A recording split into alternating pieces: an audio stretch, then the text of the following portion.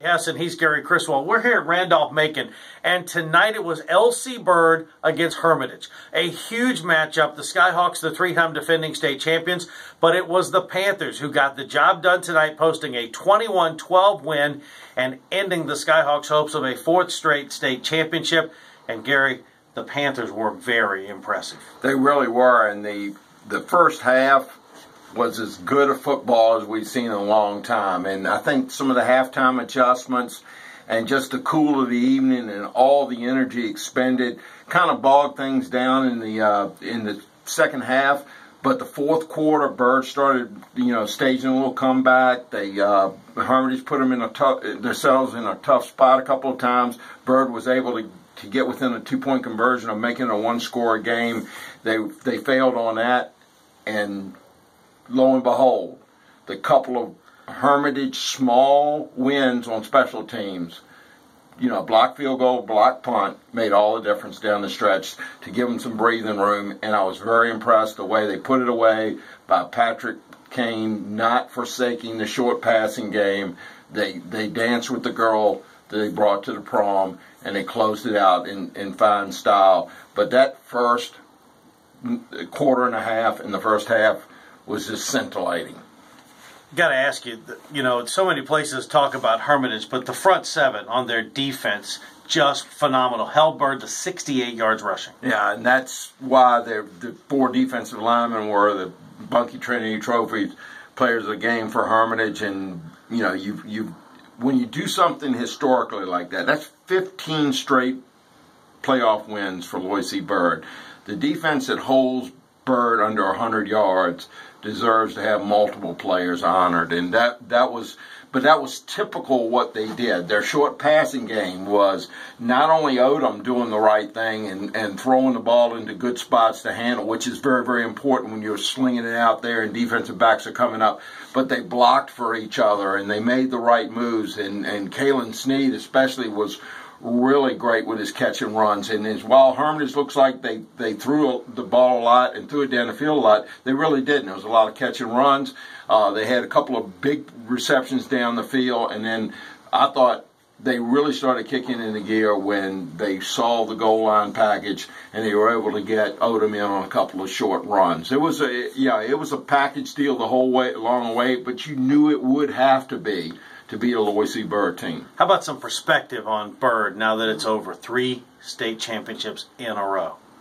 I mean, it was the way they did it.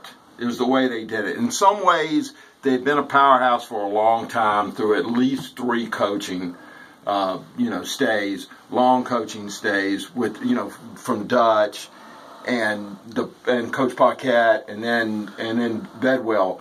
But when they switched to a little bit, when they got some quarterbacks that could spread the field and all, they really kicked into their potential. And to win 3 state titles with 2 different quarterbacks is great to have a young phenom and go through, but to win 3 straight titles with 2 different quarterbacks is a great feat.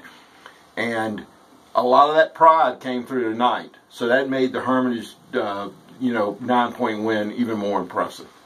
Panthers move on to face Highland Springs. Highland Springs got a game tonight from Lee Davis, 41-34. Confederates, man, really came a long way this year under Ryan Turnage. Well, we just saw them looked really good last week against Douglas Freeman. And I just liked the way their short passing game, the way they changed formations. The kids seemed to really be in stride. And, we talked to a lot of coaches tonight and during the scoreboard show, and it occurred to me during that whole time that almost all these teams went through bad stretches in their season, and they're getting ready to practice on Thanksgiving.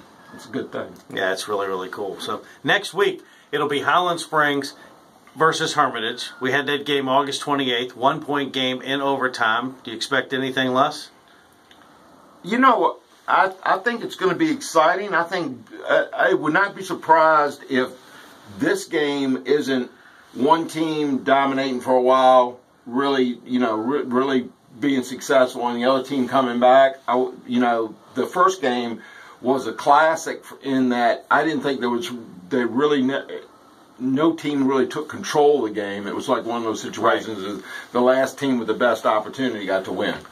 Big wins tonight for Cosby, for Thomas Dale, for Hanover, and for Hopewell.